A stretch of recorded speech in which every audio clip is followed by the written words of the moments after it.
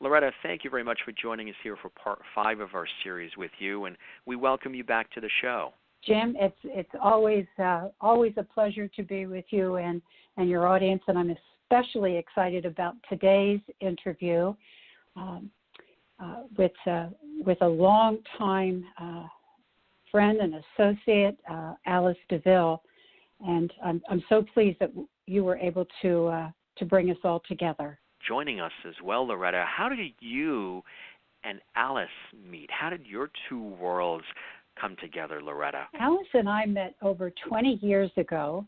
We were at an event. A motivational speaker was presenting an event in the Washington, D.C. area.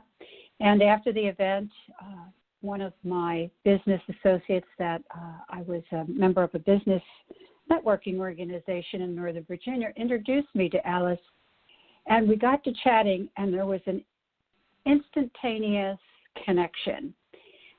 I knew that I had found someone that could guide me and help me with my relationships, business, personal relationships, because of her gifts and her deep knowledge and spirituality. When I began to work with Alice in the early 2000s with soul path analysis, which was a very enlightening experience. And every year Alice and I would talk about what lies ahead and what to be mindful of, and how to advance my thinking and my soul, and look at soul connections, which was a part of it. So that's how we met. That's how our relationship evolved over these 20 years. And this is exactly why I had to write my book. I had to tell the world that this is for real. This is something that I've experienced. It's authentic. And because of the work that I did with Alice, she was able to bring my intuitive gift to a higher level where I now trust it far more than I used to. And as you know, when we've talked in previous interviews, Jim, we touch upon this gift and this ability to know where you belong. And one of the things I remember saying to Alice, and it was a constant theme, I would say, Alice, I don't know why people just leave. I don't hear from them again. And she would quietly, calmly, and faithfully say to me, because, Loretta, they were meant to come into your life for a reason. They fulfilled that reason, and now they've moved on. And she met Zora, and she's consulted with him through the years.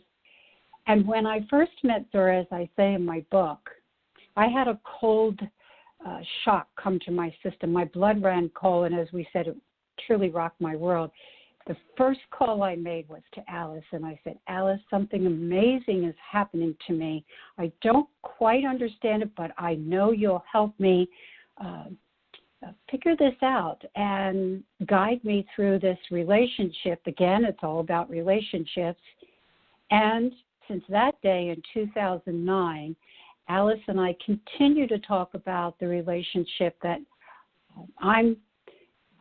I have with Zora, that is advancing with Zora, and she has been able to kind of hold my hand through this because, Jim, this is quite a shock to meet someone from a past life, and story out there for the world to read and understand, and some do and some don't. But it's because of Alice that I found the motivation and I found the courage to write my story. Let's bring Alice in. That's a wonderful way that you've introduced her. I talked about some of her background and her, career specifics and things of that nature, and you've talked about this meeting and relationship with her.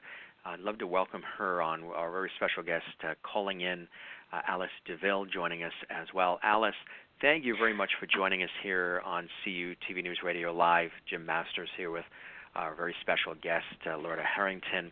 Welcome to the show as well. It's great to have you with us. Thank you. It's really a pleasure to be here with you. When you were just talking, it reminded me of a quote I'm going to use in my upcoming newsletter. I write a monthly newsletter. And this, to me, sums up Loretta's first meeting with Zora. Your friends will know you better in the first moment you meet than your acquaintances will know you in 1,000 years. And this is a direct quote from Richard Bach's Illusion, which I have often referred to in my soulmate work because they're so powerful. And that's what happened to her. She just was shaken to the core, weren't you, Loretta? Oh, gosh, yeah. The first moment couldn't even, you had. my voice was shaking and cracking. Yeah, and of course, when the work I did with Loretta, and then subsequently when she met Zora, is that you use the astrology chart, which is a blueprint for a specific lifetime, and it is the sum total of what you wanted to do, what you wanted to cover, and who you knew from other incarnations that in this particular lifetime you wanted to attract and share complete parts of your life. So it really there's no way that any kind of chart from one lifetime will tell you about all your past lives, but it certainly gives you clues to who you decided. It's like a contract. That's why some people floated in and out, and other people are around for longer times because there must be something more to do. And I when I compared their charts, I remember looking at Loretta's sun, the SUN sun, in connection with the planet Chiron. It's really an asteroid that has to do with wounds, with healing and so forth. And this might surprise both of you, but because they are in this relationship is a very strong one, it's a life-changing one, and it results in both of them being presented with opportunities to heal past wounds from this lifetime and previous, and that allows them to lead a very full life, a richer life, and they can enjoy a sense of liberation because they're understanding more about themselves, and it comes from loving people. It comes from taking on the role of teacher, and Zora, believe it or not, is a teacher in this way because of what he opened up in Loretta.